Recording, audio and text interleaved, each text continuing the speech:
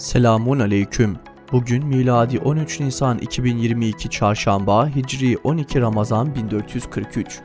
Günün ayeti: İman edip salih amellerde bulunanlar ne mutlu onlara. Varılacak yerin güzel olanı onlarındır. Günün hadisi: yarım hurma ile bile olsa cehennemden korunun, onu da bulamazsanız hiç olmasa güzel bir sözle cehennemden sakının. Tarihten haberdar olmak için tarihte bugün neler yaşandı? Hep birlikte bakalım. 1794 Ruslara karşı Kafkas Cihadını ilk kez başlatan ve imamlar döneminde ilk imam olan İmam Mansur idam edildi. Oldukça heybetli ve etkileyici kişiliğiyle cihat hareketini başlattı.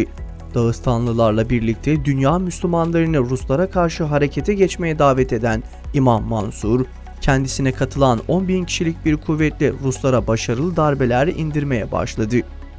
1791'de Ruslara esir düşen imam bir kale zindanına kapatıldı. Sürekli zincire vurularak işkence altında tutulan Kafkas mücadelesinin en büyük önderi 13 Nisan 1794 günü idam edilerek şehit edildi.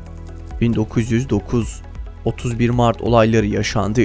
31 Mart vakası 2. Meşrutiyet'in ilanından sonra İstanbul'da yönetime karşı yapılmış büyük bir komplodur.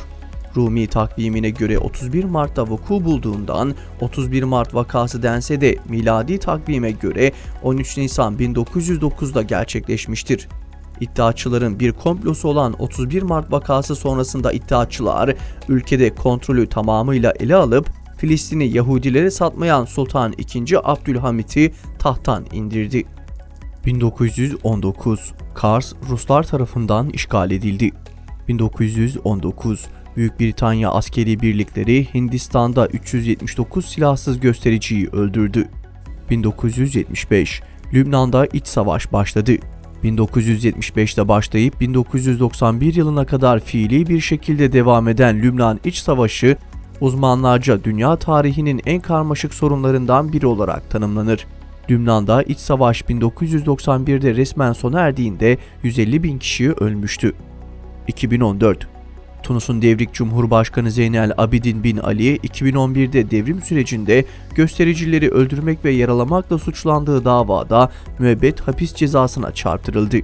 2015 Mısır'da Siyonist işgalcilerin güvenliğini sağlamak için darbe yapan Sisi, Gazze sınırında yeni tünel kazanlarla kazan tünelleri kullananlar için müebbet hapis cezası verilmesi için kanun çıkarttı.